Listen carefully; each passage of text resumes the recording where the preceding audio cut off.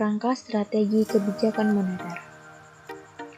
Kerangka strategis kebijakan moneter pada dasarnya terkait dengan penetapan tujuan akhir kebijakan moneter dan strategi untuk mencapainya. Permasalahan yang sering terjadi adalah bahwa sasaran akhir yang ingin dicapai dari suatu kebijakan moneter sangat banyak dan belum tentu semua dapat dicapai secara bersamaan dan bahkan bisa saling kontradiktif. Misalnya, upaya untuk mendorong tingkat pertumbuhan ekonomi dan memperluas kesempatan kerja pada umumnya dapat mendorong peningkatan harga sehingga pencapaian stabilitas ekonomi makro tidak optimal. Menyadari hal ini, beberapa negara secara bertahap telah bergeser menetapkan kebijakan moneter yang lebih memfokuskan pada sasaran tunggal. Secara prinsip, terdapat beberapa strategi dalam mencapai tujuan kebijakan moneter. Masing-masing strategi memiliki karakteristik sesuai dengan indikator tertentu yang digunakan sebagai nominal autor, jangka nominal, atau sasaran antara dalam mencapai tujuan akhir. Selanjutnya, ada penargetan nilai tukar. Strategi kebijakan moneter dengan menargetkan nilai tukar berdasarkan bahwa nilai tukar yang paling dominan pengaruhnya terhadap pencapaian sasaran akhir kebijakan moneter.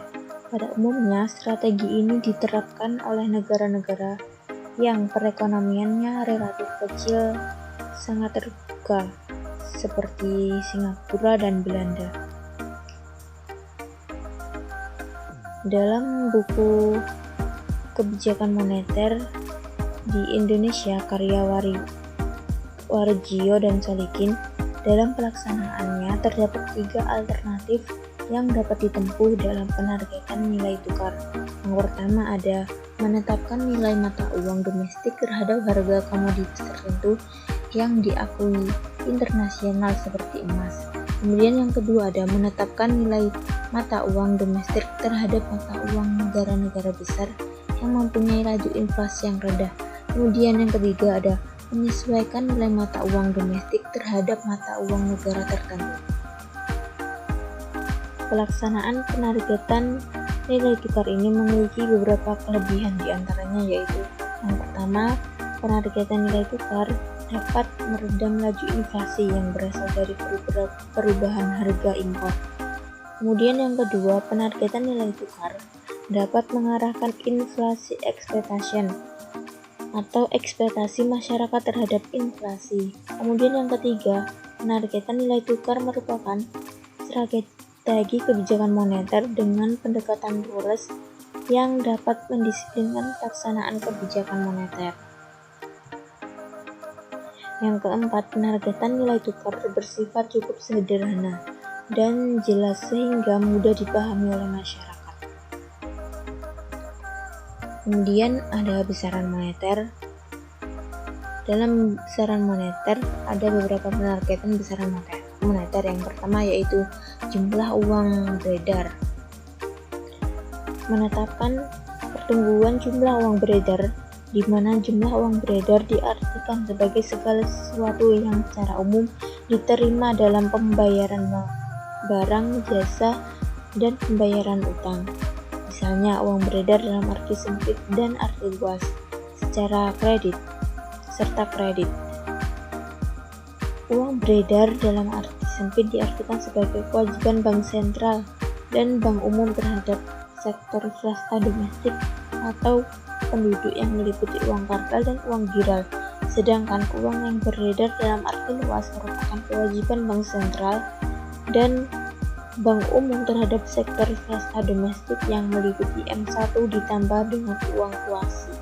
Uang kuasi sendiri merupakan jenis uang yang tidak dapat digunakan untuk transaksi sewaktu-waktu seperti simpanan berjangka. Kemudian yang kedua adalah laju inflasi yang rendah. Laju inflasi yang rendah ini di mana dalam dunia perbankan laju inflasi yang tinggi akan menimbulkan kesulitan bagi bank untuk mengarahkan dana masyarakat. Karena dengan inflasi yang tinggi tersebut, tingkat bunga real akan menurun sehingga mengurangi keinginan masyarakat untuk menyimpan kekayaan dalam bentuk produk-produk perbankan. Untuk menjaga laju inflasi yang rendah dapat dilakukan dengan membatasi pertumbuhan laju jumlah uang beredar dalam arti luas serta dalam kurun waktu yang cukup lama. Kemudian yang ketiga ada ekspektasi masyarakat terhadap laju inflasi yang akan terjadi. Penargetan besaran moneter diharapkan masyarakat segera mengetahui arah kebijakan moneter yang ditempuh bank sentral. Masyarakat diharapkan dapat mengarahkan ekspektasi masyarakat terhadap laju inflasi yang akan terjadi serta mengurangi tekanan inflasi. Masyarakat diharapkan mengetahui indikator moneter yang terdiri dari uang primer, posisi luar negeri bersih bank sentral, aktiva dalam negeri bersih bank sentral, serta cadangan devisa. Kemudian yang terakhir ada perkembangan harga dan output. Jadi, strategi besaran moneter sangat bergantung pada kestabilan hubungan antara besaran moneter dengan sasaran akhir kebijakan atau perkembangan harga dan output. Bank sentral dalam menetapkan sasaran akhir kebijakan moneter seperti sasaran inflasi atau pertumbuhan ekonomi sebagai penjabaran dan tujuan yang telah ditetapkan oleh undang-undang. Tujuan akhir kebijakan moneter adalah melindungi dan meningkatkan nilai rupiah yang mencakup dari tingkat inflasi yang rendah dan stabil.